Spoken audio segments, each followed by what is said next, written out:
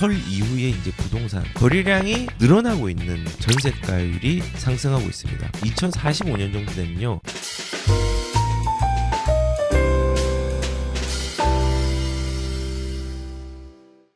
설 이후에 이제 부동산 조금은 어려운 시장이 유지는 될 수 있겠지만은 거래가 없는 시장이 되지 않을 걸로 저는 예상이 됩니다. 그 이유는 우리가 이제 일반적인 얘기를 우선 먼저 해보면요.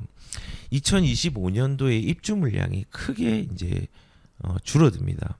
예, 어제 나온 신문에 보니까 내년에 입주 물량이 12년 만에 최저치고 공급 가뭄이 시작되냐. 그리고 서울에도 공급이 이제는 2025년부터는 굉장히 급감을 하게 되고 내후년이면 2025년이죠. 2025년에 집값 상승 경고가 왜 나오나라고 이제 얘기를 하는 사람들이 있습니다. 그 이유는 우리가 프로젝트를 할 때 뭔가를 준비해 놔야지 결과물이 나오는 것처럼 이 건설에 대한 부분들도 미리 인허가로 이것들을 준비를 시켜놔야지 나중에 물건으로 나올 수가 있습니다. 그런데 2023년도에는 36만 가구 정도가 원래는 입주 물량이 나왔고 2024년도는요 33만 가구로 조금 3만 가구 정도 줄어듭니다. 그리고 2025년도는 급감을 합니다. 24만 가구 정도로. 이 말은 뭐냐면요. 2023년도부터 2025년도까지 2년 사이에 거의 증감이 12만 5천 가구들이 줄어든다는 걸 의미합니다. 원래 이 12년 만에 최저는 2013년도거든요. 2013년도가 19만이 가장 좀 작은 입주 물량이 나왔었는데 지금 2025년도는 그거보다는 높지만은 상당히 줄어든 입주 물량들이 나오게 됩니다. 인허가 물량들이 많이 안 나왔기 때문에 그 결과물로 입주 물량이 또 작게 나오게 되는 결과가 됩니다. 그러면 입주 물량이 줄어든다는 것은 어떤 의미냐? 물건이 3개가 있고 그 다음에 그거를 사용하고자 하는 사람이 10명이 있으면은 이게 경쟁이 되어서 이 3개가 가격이 좋은 것 순서대로 가격이 올라갑니다. 그런데 반대로 물건은 3개가 있는데 사람이 1명 있다. 그러면은 좋은 물건만 팔리고 다른 거는 팔리지 않게 됩니다. 입주 물량이나 이 공급 물량이랑도 똑같은 거거든요. 지금 물량이 줄어드는데 여기에 대한 수요들 평균 수요보다 줄어들면요. 이 수요는 있는데 물량이 줄어들면요. 가격들이 어떻게 될까요? 예, 가격들이 조금 불안정해지겠죠. 그 신뢰가 언제였냐면요. 1990년도에 200만 호 건설. 이때 입주 물량이 쏟아지면서 가격들이 조금은 둔화가 되었죠. 둔화가 되었는데 거꾸로 여기서는 입주 물량이 없으면은 이거와 반대 현상이 일어나겠죠. 마찬가지로 지금 이게 줄어든다고 하면은 우리가 글로벌 금융 위기가 맞은 이후에 2010년도부터는 이명박 정부가 2007년도 8년도인가요? 그때부터 박근혜 정부가 들어오기 전까지 2013년이 들어오기 전까지 수도권의 물량들을 굉장히 많이 쏟아냅니다. 뭐 이기 신도시도 그때 이제 만들어지기 시작한 거고, 그리고 서울 쪽, 강남 쪽, 세곡동, 내곡동 뭐 이런 지역들이 전부 다 그 시기에 만들어지는 겁니다. 입주 물량이 많아지고 지방은 이것들이 입주 물량들이 조금씩 소진되는 양상이 되면서 지방은 가격들이 올라가고 수도권은 둔화되는 양상들이 이 시기에는 있었습니다. 그래서 이런 전국의 입주 물량 추이가 2025년도면은 아직까지 가격들이 좀 더 빠지고 사면 되겠네라고 이제 생각을 할 수 있지만은 우리가 물건을 가지고 있으면 최소한 2년을 가지고 있어야 됩니다. 주식도 마찬가지고 코인도 마찬가지고 그다음에 우리 부동산도 마찬가지인 것이 가장 낮은 저점을 맞출 수 있는 사람은 존재하지가 않습니다. 우연히 맞출 수는 있습니다. 하지만요, 이거를 논리적으로 맞출 수 있는 해안을 가지거나 성견지명을 가지거나 예언을 할 수 있는 사람은 단 한 사람도 없습니다. 그러면은 가격이 저렴하다고 판단되는 시점이 언제냐? 지금이죠. 많은 사람들이 오랫동안 장기적으로 뭐 침체가 일어날 것이다. 뭐 침체가 장기적으로는 얼마나 장기적으로 일어나겠습니까? 상황이 안 그런데. 그리고 뭐 내년부터는 가격이 오를 것이다. 내년에 오르면 우리가 경쟁이 많은 사람들을 뚫고 더 용기 있게 갈 수 있을까요? 가지 못하거든요.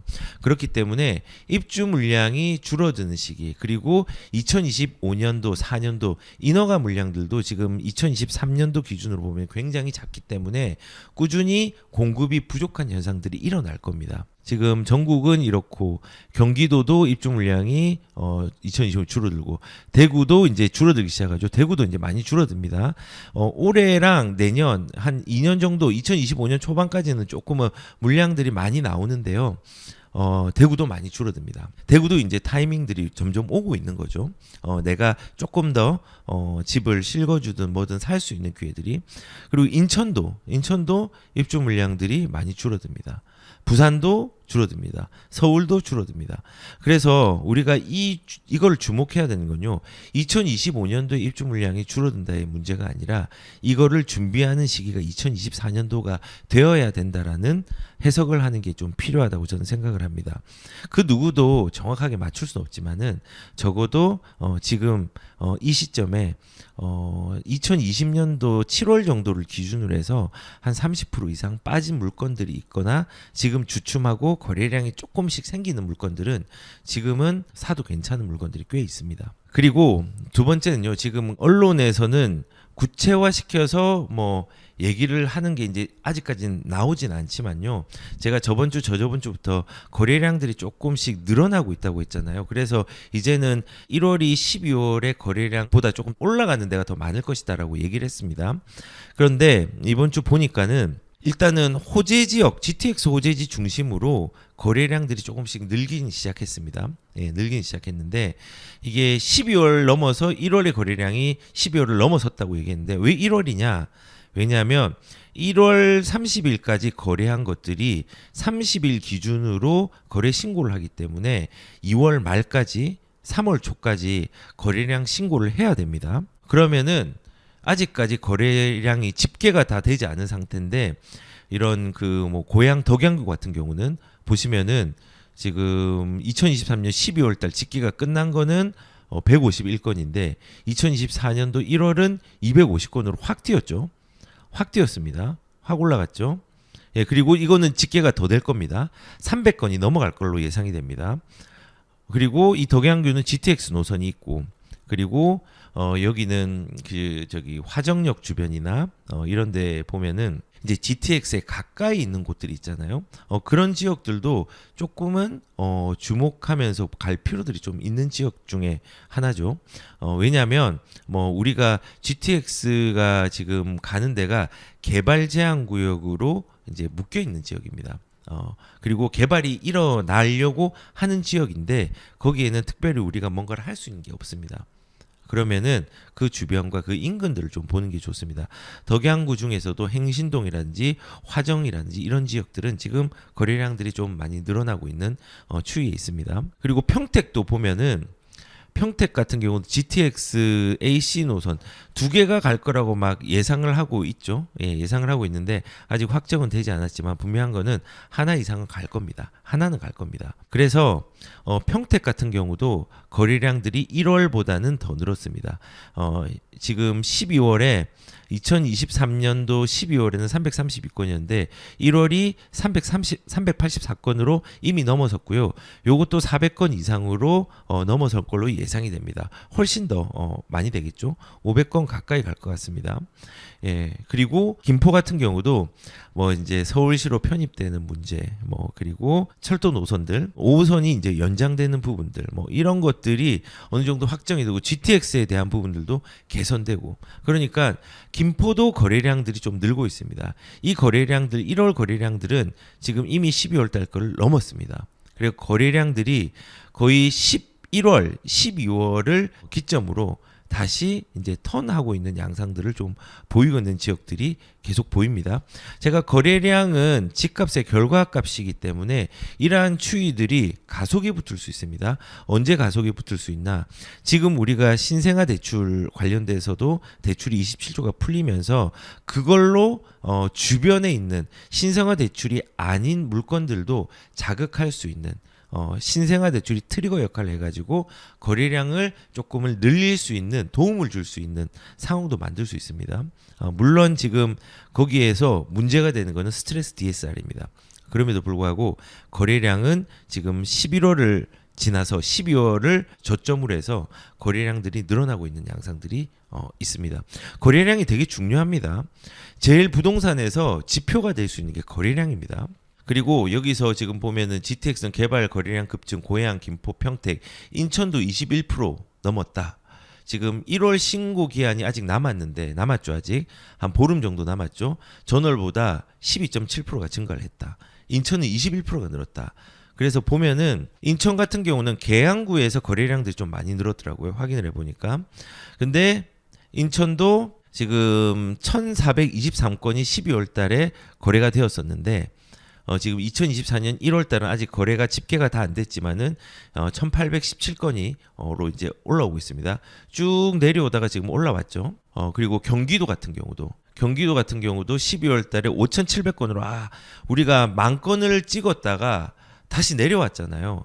서서히 내려왔는데 다시 1월 달은 집계가 다 되지 않았는데 7,000건 정도 이상으로 지금 집계가 되고 있습니다. 거래량이 다시 올라오고 있죠. 그리고 서울시는 어떨까요? 서울시도 지금 12월 달이 1,659건으로 집계가 되었었는데 2024년 1월 아직 집계가 덜 됐지만은 1,800건 이상이 나왔습니다. 얘는 근데 1월 달은 2,000건이 넘어갈 것 같습니다. 그래서 지금 시장이 안 좋다 하지만은 거래량이 주요 도시를 중심으로 올라가고 있는 양상들이 있습니다. 그리고 2022년도와 2023년도를 넘어가면서의 차이점들은 뭐냐면요. 첫 번째는 전세가 조금 차이가 있습니다.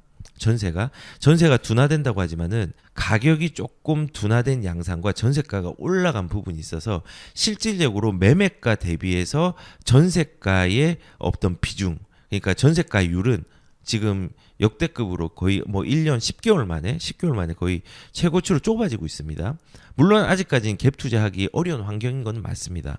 그런데 그럼에도 불구하고 이러한 시기에 우리가 찾을 수 있는 기회들은 많이 있습니다. 우리가 무서워서 못하는 거지 할 수 있는 것들이 꽤 있다는 겁니다. 그래서 2023년을 주목해야 되는 게 첫 번째는 입주 물량이 내년에도 더 줄어들기 때문에 이거를 준비하자는 차원이 첫 번째였고, 두 번째는 거래량이 또 늘어나고 있는 부분들이 있죠.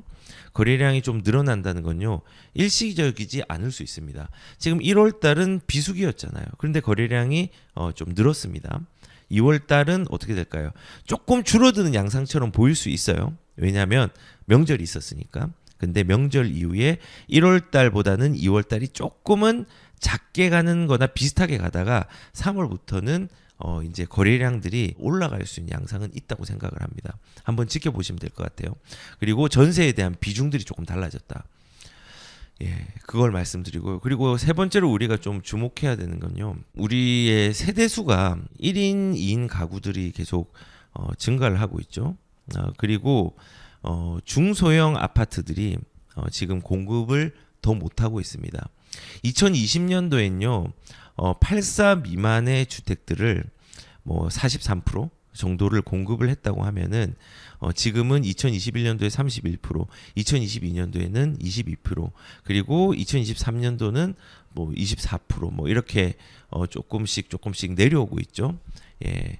그래서 이런 부분들을 좀 볼 때 우리가 좀 생각해야 될 건요. 대형 평수에 모든 사람들이 살고 싶어 합니다. 중대형 평수에. 그런데 지금 급격하게 가격들이 올라간 시점에서 우리가 가격들을 인정하고 적응을 하지 못하는 시기에 도래한 겁니다. 그 시기에 도래했는데, 그러면은 우리가 사람들이 자산을 좀 갈아타기를 하는 사람들은 좀 비싼 물건으로 갈 수는 있겠지만은 처음 시작하는 사람이나 1, 2인 가구 아니면은 3명 가구들은 요런 부분들을 조금 저렴하게, 그러니까 84 타입 미만은 상대적으로 대형 평수가 좀 저렴하잖아요. 저렴하게 접근을 하려고 하는 수요들이 지금은 있습니다. 왜냐하면 집값이 너무 비싸다고 생각이 되기 때문에. 그래서 지금 이러한 중소형 아파트가 줄어든다는 건요. 우리 돌고 돌거든요. 예전에 대형이 별로 인기가 없는 시절이 있었고 그 이전에는 대형이 인기가 있었고 지금 또한 대형이 인기가 있습니다. 인기가 있다는 게 거래량이 많다는 게 아니라 가격적인 부분에서 방어가 잘 되는 시기입니다. 대형 평수가. 그런데 나중에 또 이런 1인 가구가 또 증가하고 1, 2인 가구가 증가한다고 하면요. 대형 평수의 가격적인 부분이 메리트로 생각이 되지 못하는 사람들이 조금은 변형을 해서 중소형 아파트에 접근하려고 하는 사람들이 좀 생기겠죠. 근데 수요는 있는데 공급이 좀 부족하다. 그러면은 중소형에 대한 부분들도 좀 기회가 있고 투자로서도 투자 수요들도 대형보다는 중소형에 많이 붙기 때문에 이러한 부분들도 조금은 2024년 이후부터 좀 주목을 해야 됩니다. 왜냐하면 1, 2인 가구가 급속하게 좀 늘고 있습니다. 우리가 평형대의 플로트 타입에 대해 생각을 해야 되는 게 2020년도에는 이렇게 부부랑 자녀 가구들이 2000년도에는 대부분 차지했는데요. 2015년도 되니까는 이 1인 가구, 1인 가구의 수요들이 좀 늘어나게 됩니다. 그리고 2045년 정도 되면요. 대부분이 1, 2인 가구로 이렇게 모이게 됩니다. 그리고 이게 지금 중소형에 대한 평수도 이제 수요가 또 늘어날 수밖에 없는 이유는요. 이런 세대의 분화가 되게 크게 되잖아요. 인구수는 줄어듭니다. 지금 인구수는 계속 줄어들고 서울도 줄어들고 대전도 줄어들고 세종시는 늘었죠. 대구도 줄어들고 부산도 줄어들고 다 인구가 몇몇 도시를 제외하고는 다 줄어듭니다. 그런데 집값은 그 줄어든 거에 대비해서 비율적으로 그만큼 빠지진 않았습니다. 예, 그래서 인구가 줄어든다에 집중을 하는 것보다 세대수는 늘어난다. 2045년까지는 꾸준히 세대수가 좀 늘어날 수 있는 부분들로 있다라는 부분을 좀 집중을 해야 됩니다. 그 세대수가 늘어난다는 거 이겁니다. 우리가 핸드폰은 개인이 가지고 다니는 거잖아요. 그런데 냉장고는 세대당 있습니다. 세대라는 건요. 내가 4명의 가족이 1명이 군대를 간다고 하더라도 냉장고를 가져가지 않습니다. 냉장고는 그대로 존재합니다. 그러면은 새로운 냉장고가 필요하겠죠. 한 명이 빠져나간다고 하면은 이게 세대입니다. 세대가 분화되는 겁니다. 집도 냉장고랑 똑같습니다. 집도 우리가 빠져나가면요. 냉장고를 한 개를 만들어야 되잖아요. 새로 사야 되잖아요. 그렇게 분화가 되는 겁니다. 분화가. 그래서 이 분화가 되는 게 4명 가족, 5인 가족, 6인 가족이 아니라 1인 가구라는 걸 감안할 때 중소형 평수의 접근 수요층도 많아질 수 있는 여건들이 계속 늘어나고 있다는 겁니다. 예. 그리고 여기에 플러스 투자자들도 사실 대형 평수에 하지 않고 중소형 평수에 접근을 많이 하거든요. 그렇기 때문에 이런 수요들이 또 늘어나고 있는 부분에 대해서도 2024년도에 관과하지 말고 좀 집중을 하는 게 저는 필요하다고 생각을 합니다. 그리고 네 번째로 또 주목을 해야 되는 게 뭐냐면요. 매매가 대비해서 전세가율이 상승하고 있습니다. 지금 어제 오늘 신문에 보니까 아파트 전세가율이 10개월 만에 최고치 4개월째 상승세. 전세가는 둔화가 조금 되었습니다. 그런데 매매가가 빠지고 전세가는 아직도 올라가는 추이에 있기 때문에 매매가 대비해서 전세가율이 상승을 하게 됐습니다. 여기 좀 보일지 모르겠는데 아실 기준으로 전국은 평균 전세가율이 66.8%가 됐고요. 강원도는 75%, 서울은 55%, 인천은 62%, 경기도는 64%, 충남 74%, 세종은 전세가율이 낮습니다.